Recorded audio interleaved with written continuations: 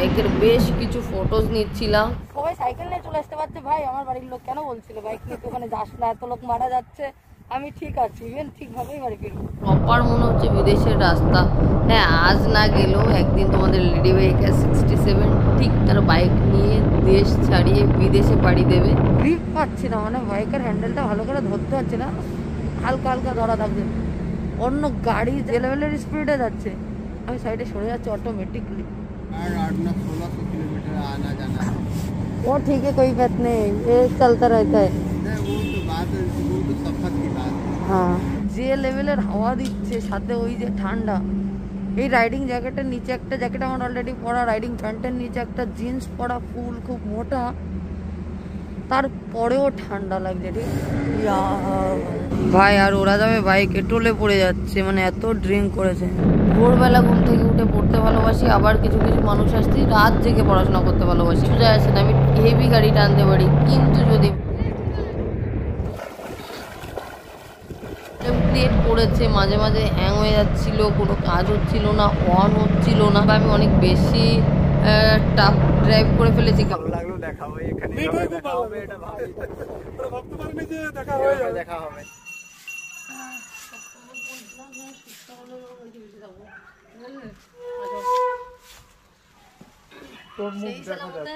সেই ছেলের মধ্যে ফিরে এসেছি।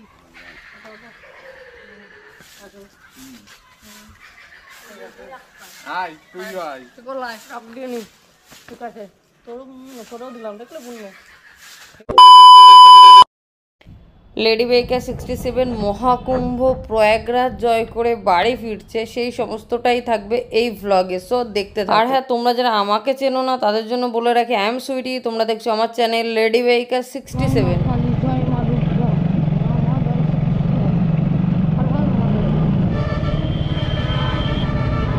ঘড়ির কাঁটা বলছে সময় এখন 12:17 হয়ে গেছে।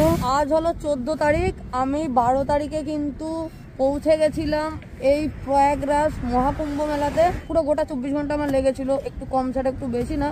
তো আজকে দেখবো কত ঘন্টা লাগে। কি আজকে কিন্তু আমার লাগেজ বেশি হয়ে গেছে, দেখতে পাচ্ছ এখানে লাগেজ যথেষ্ট বেশি হয়ে গেছে, বিকজ সবার জন্য অনেক কিছু নিয়েছি, যেহেতু এখানে এসেছিলাম। এখানে একটু শুকনো করে ফুল ভিডিওটি দেখতে থাকো, আশা করছি ভালো লাগবে। তো চলো সাথেই থাকো। আর হ্যাঁ, আজকে একটু স্লোলি যাবো। দেখো, আমার কাছে ব্যাপারটা এটা না, আমি এখানে পৌঁছে গেছি মানে কি অনেক কিছু অ্যাচিভ করে নিয়েছি।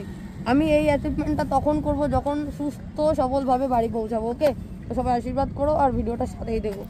ঠাকুরের নাম করে বেরিয়ে পড়লাম বাড়ির উদ্দেশ্যে। আর এদিকে পুলিশ গাড়ি থেকে আমাকে জানানো হচ্ছিল এই ব্রিজে দাঁড়ানো উচিত না, তো আমি আর লেট না সুন্দর করে রাইড স্টার্ট করে দিলাম।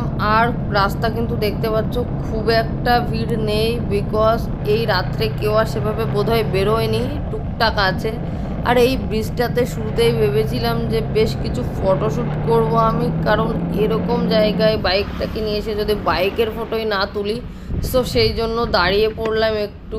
তো বাইকটাকে সামনে রেখে বাইকের বেশ কিছু ফটোজ নিচ্ছিলাম, ব্যাস স্টিল ফটোই নিচ্ছিলাম। দেন আমাকে সাথে নিয়ে বাইকের সাথে সেলফিও তুলবো, দেখতে পাবে তোমরা। আশা করছি এই শ্যুটগুলো তোমাদের অনেক বেশি ভালো লাগবে। দেখো, কম বেশি তোমরা সবাই জানো আমি 12 তারিখের মাঘী পূর্ণিমার শাহী স্নানটা করেছিলাম মহাকুম্ভ মেলাতে প্রয়াগরাজে। তো সেই শাহী স্নান করার পর 13 তারিখও কিন্তু আমি এই মহাকুম্ভ মেলাতে ছিলাম। ইভেন এই 13 তারিখে কিন্তু আমি সরস্বতী ঘাটে স্নান করেছি, সেগুলো তোমাদের আগের ব্লগে অলরেডি দেখিয়ে দিয়েছি। তো আজকে কিন্তু 14 তারিখ, মানে রাত 12:17 আমি বেরিয়েছি, জাস্ট 14 তারিখ পড়েছে এমন সময় এখন 3:07, আর আমার এখনো দেখাচ্ছে 12 ঘন্টা 37 মিনিট লাগবে বাড়ি পৌঁছাতে। 659 কিলোমিটার এখনো বাকি।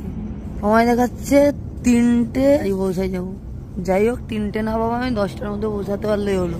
নিলাম একটা চা, সেটা এখন একটু খাবো। ফার্স্ট হল্ট নিলাম।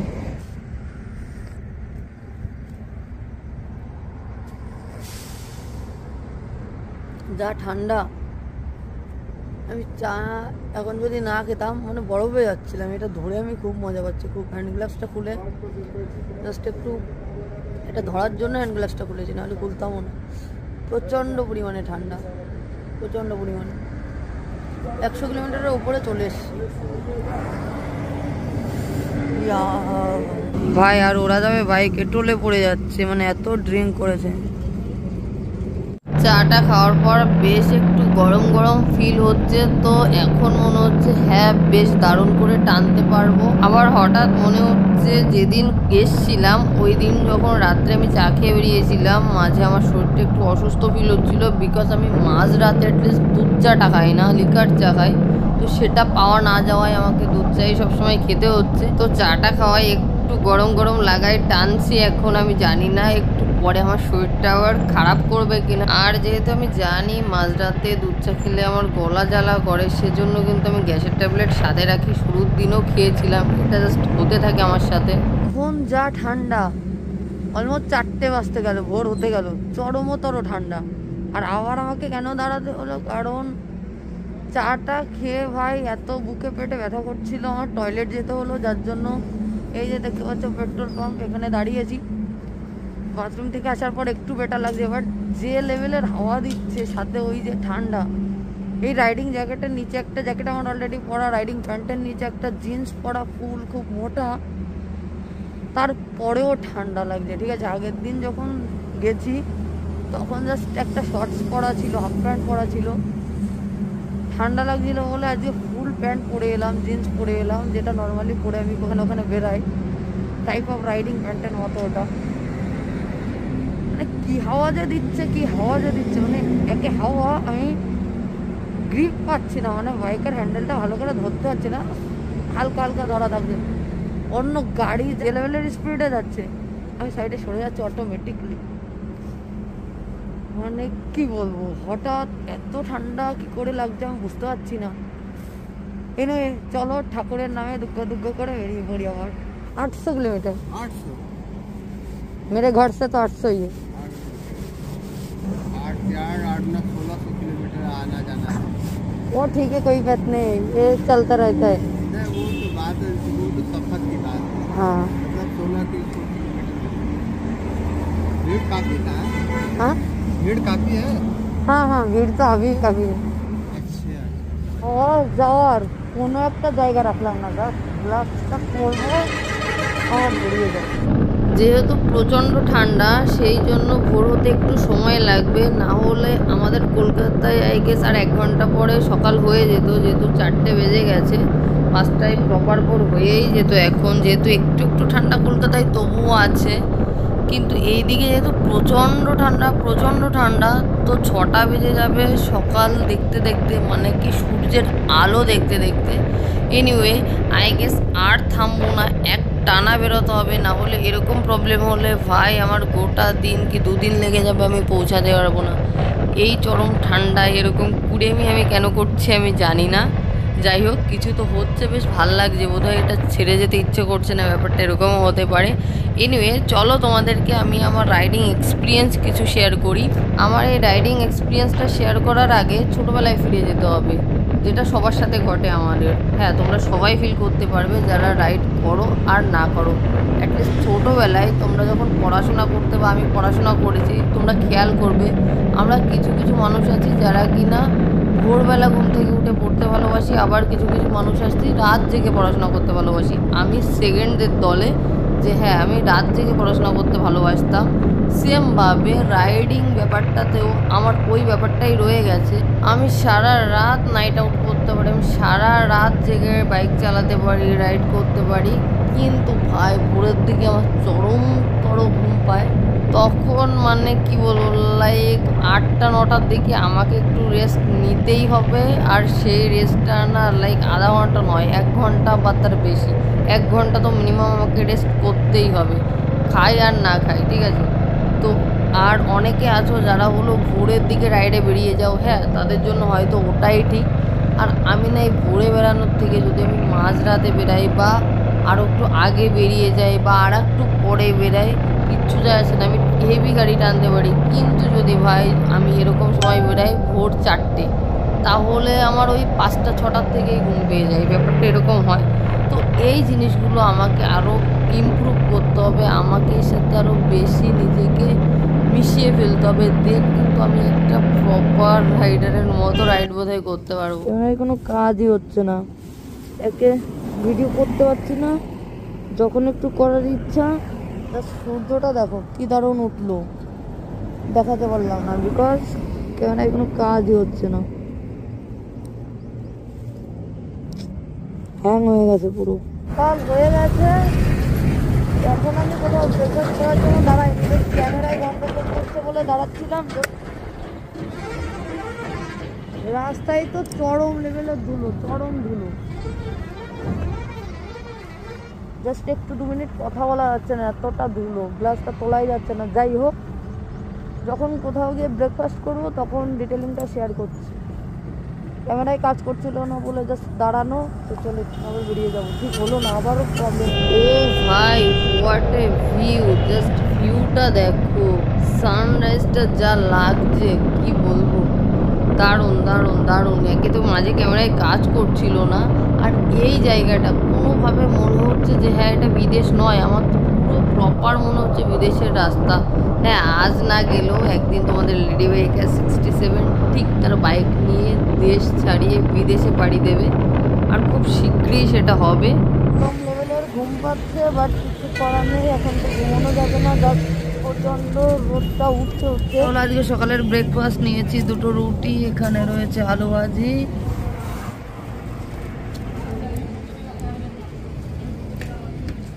এই যে হলো রাস্তাটা, খাবারটা খেলাম এখান থেকে। আলু ভাজির দাম নাকি 60 টাকা, বাবা যায়।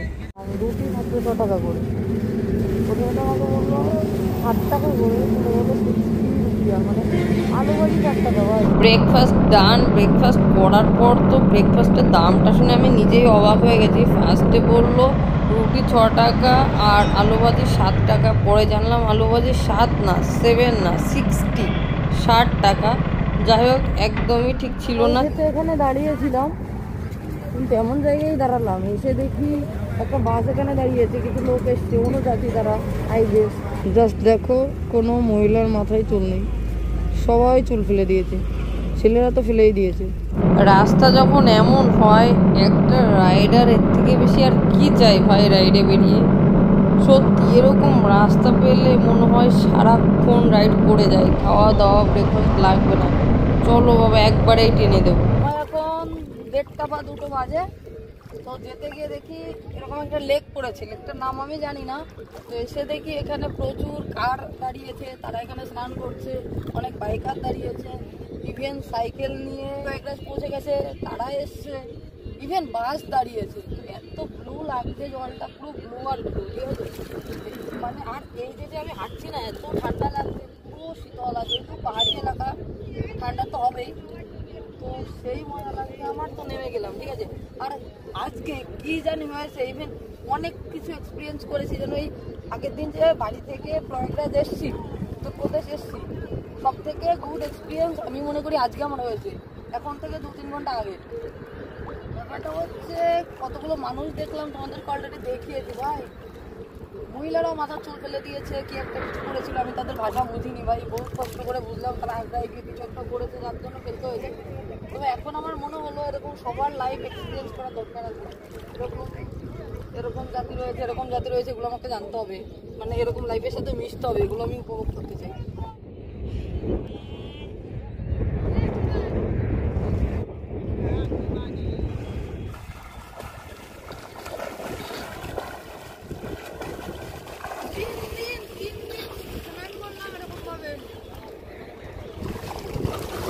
লেক, এটা একটা লেক।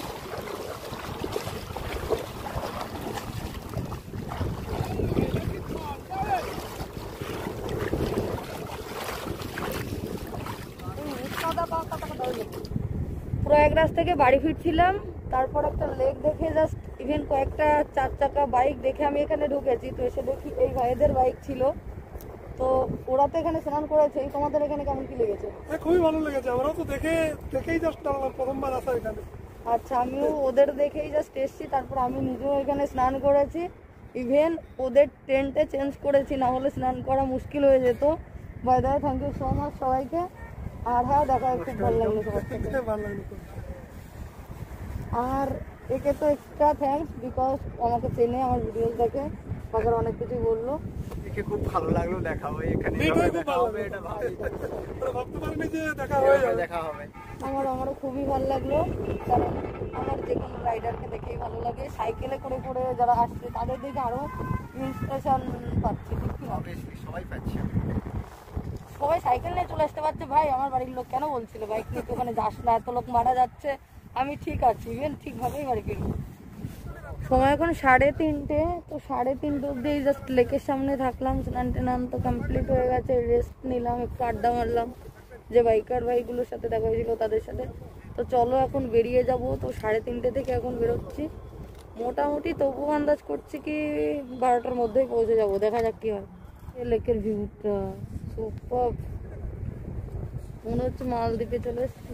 যখন বাইক নিয়ে সিকিম যাওয়া হয় তখন রাস্তার পাশে যে ওদের ফ্ল্যাগগুলো থাকে সেটা দেখলে যেমন মন ভরে যায় না, ঠিক সেমভাবে প্রয়াগরাজে যেতে গিয়ে এই যে রাস্তার পাশ দিয়ে ঝান্ডাগুলো রাখা ছিল, হেভি লাগছিল, দেখি হেভি লাগছিল। লাঞ্চ তো করলামই না এখনো, বাট হ্যাঁ অনেকটা সময় দাঁড়িয়ে রেস্ট নিয়ে খুব ভালো লেগেছিলো। সাইডের এই পাহাড়গুলো দেখছি আর মনে হচ্ছে যে পাহাড়ের দেশে চলে এসেছি। এবার এখন পাহাড়ে কোথায় যাব? আমার এদিকে ব্রেনে চলছে মানে শরীর পাও না, তাড়াতাড়ি আমাকে বাড়ি পৌঁছাতে হবে। যাই হোক চলো, নেক্সট হবে কোনো প্ল্যানিং পাহাড়ের দিকে, তখন আমি বাড়ি দিকেই যাই। এদিকে আছে বাটার পনির, বাটার তো এই যে জাস্ট এদিক দিয়ে চুয়ে চুয়ে পড়ছে, আর সাথে রয়েছে রুটি, বাটার দিয়েছে, আহা আহা। চলো কেউ দেখি। এটাই হলো আজকের লাঞ্চ।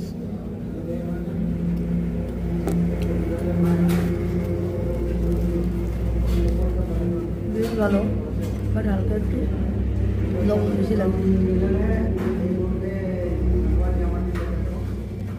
খাওয়া দাওয়া শেষ, এখন মনে হচ্ছে একটা ঘুম দিই, কত ঘুম পাচ্ছে। 144 বছর পরই এই মহাকুম্ভ হলো। সেই মহাকুম্ভে আমি পৌঁছে গেলাম আমার বাইক নিয়ে, আমার জুডোকে নিয়ে, জুডো সানামকে নিয়ে। সেখান থেকে শাহী স্নান করে, মায়ের নামে শাহী পুণ্য স্নান করে বাড়ি ফিরছি। কি যে আনন্দ হচ্ছে মনে, বলে বোঝাতে পারবো না। যারা ভিডিওগুলো দেখছো আশা করছি ফিল করতে পারছো যে হ্যাঁ কতটা মন চাইলে এইভাবে এরকমভাবে ছুটে যাওয়া যায়। ইভেন হয়তো অনেকেই গেছো তোমরা। দেখো ফেরার সময় কিন্তু আমি রাইডটাতে কোনো তাড়াহুড়ো করিনি, আর ফোকাসে এটা নেই যে আমাকে এই সময়ের মধ্যে বাড়ি পৌঁছাতেই হবে। আমি এনজয় করতে করতে, মজা করতে করতে, রাইড করতে করতে ফিরছিলাম। আর যেহেতু যাওয়ার দিন একটু বেশি টায়ার্ড হয়ে গেছিলাম, আর ওখানে এত লেভেলের ঠান্ডা ফেস করেছি না, যেহেতু আবার ঠান্ডার প্রপার ড্রেস পরে গেছিলাম না, রাইডিং জ্যাকেটে জাস্ট কিচ্ছু হচ্ছিল না। তো সেক্ষেত্রে কিন্তু এই ফেরার সময় আমি খুব বেশি ফিরতেই হবে এই টাইমের মধ্যে এটা ভাবছি না, ঠিক আছে। এই যে যে জ্যামটা দেখতে পাচ্ছ, বেসিক্যালি বর্ধমান থেকে যে জ্যামটা শুরু হয়েছে, এই জ্যামটা মানে আমি বোধহয় 5 মিনিটে রাস্তা ক্রস করছি 30 মিনিটে। ওকে, এতটা জ্যাম, এতটা জ্যাম, জাস্ট কিভাবে কাটিয়ে ফেলছি আমি নিজেও বুঝতে পারছি না। তবে কিছু কিছু জায়গায় এমনভাবে দাঁড়িয়ে থাকতে হচ্ছে না যে জাস্ট একটা পা গলানো যাচ্ছে না, সামনে এগানো যাচ্ছে না। ওকে, তো মতো অবস্থায় এই সময় কিন্তু অন্যদিন হলে আমি বাড়ি পৌঁছে যেতাম, বাট এই জ্যামটাই যে আমাকে পড়তে হবে এই বর্ধমানের জায়গাটা এসে, আমি জাস্ট একটুও ভাবিনি। কিছু করার নেই, জ্যামটা ক্রস করতে হবে এই আর কি, তাছাড়া তো উপায় নেই।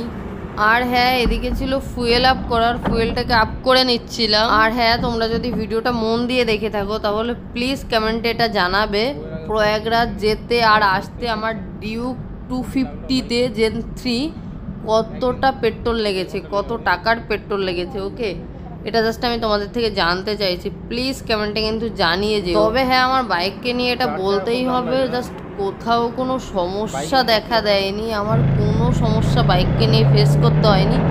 বরং গোপ্রোটা একটু প্রবলেম ক্রিয়েট করেছে, মাঝে মাঝে হ্যাং হয়ে যাচ্ছিল, কোনো কাজ হচ্ছিল না, অন হচ্ছিল না। এই সমস্যাটা আমি জাস্ট একটু ফেস করলাম। আর গোপ্রো একটু হিট হয়ে গেলে একটু এরকম সমস্যা হতেই থাকে, ব্যাপার না। বাট এইবারটা যেন একটু বেশিই করলাম। বেশ কয়েকদিন তো ইউজ করা হচ্ছিল না, ঘরে জাস্ট পড়েছিল, ওটা জাস্ট লাগছিল না। হয়তো সমস্যাটা এই জন্য হতে পারে। আর দুটো মতো ব্যাটারি আমার নষ্ট হয়ে গেছে গোপ্রোর। এই ব্যাটারিগুলো যে এত তাড়াতাড়ি কেন খারাপ হয়ে যায় আমি বুঝি না। এই গোপ্রোর পিছনে কিন্তু অনেকই খরচা। আমি শুনি A7C যে ক্যামেরাটা রয়েছে, এখন থেকে চেষ্টা করব ওটাতেই ভ্লগিং করার। আই গেস তোমাদের ভালো লাগবে। আমি অলমোস্ট 2 বছর হয়ে গেছে ক্যামেরা নিয়েছি, সেই ক্যামেরায় কয়েকটা শ্যুট করেছি, কয়েকটা ভ্লগিং করেছি, বাদ বাকি জাস্ট পড়েই আছে। এখন থেকে ভাবছি ওটাকে কাজে লাগাবো, কারণ ঘরে রেখে তো কিছু হবে না, না ইউজ তো করতে হবে।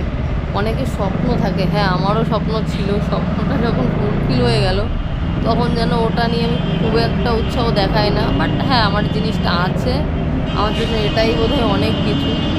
এনিওয়ে অনেকেরই ওই ক্যামেরাটা ড্রিম ক্যামেরা। তো চলো নেক্সট দিন থেকে ওটাই শ্যুট হবে, ঠিক আছে? সেটা কিন্তু জানাবো তোমাদের। কমেন্টে কিন্তু তোমরা এটা জানাতে ভুলো না যে এই জ্যামটাকে আমি কীভাবে কাটাচ্ছি, এটা তোমাদের কেমন লাগছে? কোথাও কি আমি ভুল বেরিয়েছি? এখানে কি আমার যাওয়া উচিত ছিল না, রাইট সাইডে বা লেফট সাইডে, বা আমি অনেক বেশি টাফ ড্রাইভ করে ফেলেছি? কমেন্টে অবশ্যই তোমাদের মতামত জানাবে। 15 ফেব্রুয়ারি শনিবার রাত 3:29। তো ফাইনালি আমি ফ্ল্যাটে চলে এসেছি, ইভেন শুয়েও পড়েছি, দেখতে পাচ্ছ। এত লেট কেন হলো ডিটেলিংটা কাল বলবো, আজ আর এনার্জি নেই কিছু বলার। টাটা ভাই রে ভাই, কি বলবো, দক্ষিণেশ্বর থেকে আমার রুমে পৌঁছাতে সময় লেগেছে 3 ঘন্টার ওপরে। তো কি করে আমি টাইমিংয়ে পৌঁছাবো বলো তোমরা?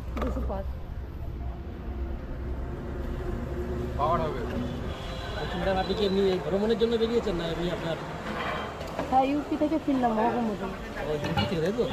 আচ্ছা, এদিকে মানে কিরকম, কতদূর পর্যন্ত যাওয়ার ইচ্ছা আছে? আমার শুধু ইন্ডিয়ান না, বাইরের দেশে অনেক ঘোরা দেখি। তো আমি এটা কখনোই ভাবিনি দক্ষিণেশ্বর ক্রস করে এত জ্যাম পাবো, জাস্ট আমি এইটুকুনি পৌঁছাতে পারবো না। সেই জন্য কলকাতায় রুমে ঢুকে গেছিলাম, আর ওখান থেকে জাস্ট আজকে এই যে বেরালাম, অলমোস্ট বাড়ির কাছে চলে এসেছি। হ্যাঁ এটা আমার নিজের এলাকা, জাস্ট বাড়ির রাস্তায় ঢুকে গেলাম। তো চলো গিয়ে দেখবো মা কেমন কি আছে। অনেক দিন মনে হচ্ছে মাকে দেখি না, জাস্ট এই কয়েকদিন মাকে না দেখে, মাকে দেখার জন্য মনটা জাস্ট কী করছে বলে বোঝাতে পারবো না। আর মাও আমাকে না দেখে হয়তো একটু কষ্টেই আছে ফোনে, যেটা জানতে পারছিলাম। এনিওয়ে চলো সমস্তটা দেখাচ্ছি। মায়ের জন্য জাস্ট কতটা গিয়েও রাম মন্দিরে না গিয়ে বাড়ি চলে এসেছি। আবার পরে জানতে পারলাম রাম মন্দিরের গেট অফ ছিল, কেউ যেতে পারেনি। ফাইনালি মহাকুম্ভ জয় করে বাড়ি ফিরলাম। কেন?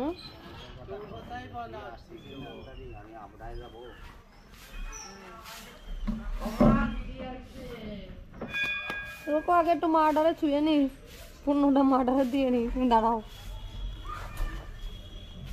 তো মাকে বার করো। ওটা ঝান্ডা, বলো জয় শ্রীরাম।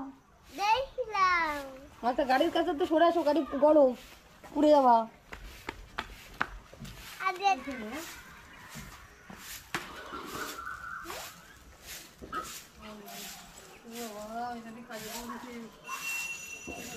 আমি স্নান করবে, সেই রকম পড়া হয়েছে।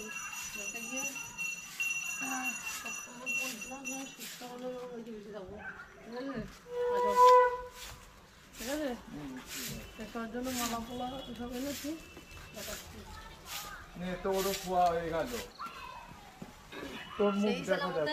সেই ছেলের মধ্যে ফিরে এসছি।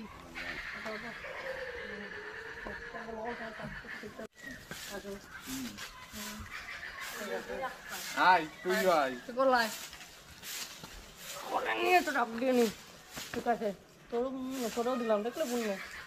ঠিক আছে, তাতে হামলে তাড়াতাড়ি এখানে দিই। ঠিক আছে,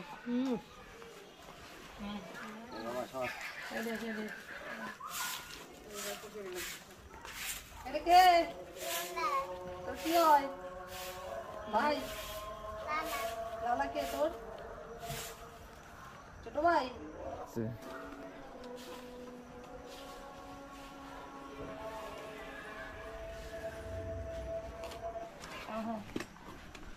এই জুতো পরে গেছিলেন না ওই জায়গায়? এই জায়গায় ও যা পড়ে গেছে তাই কই, তা দুই তুই নাই কিছু, পা মুড়ো তুই নাই আনতাম।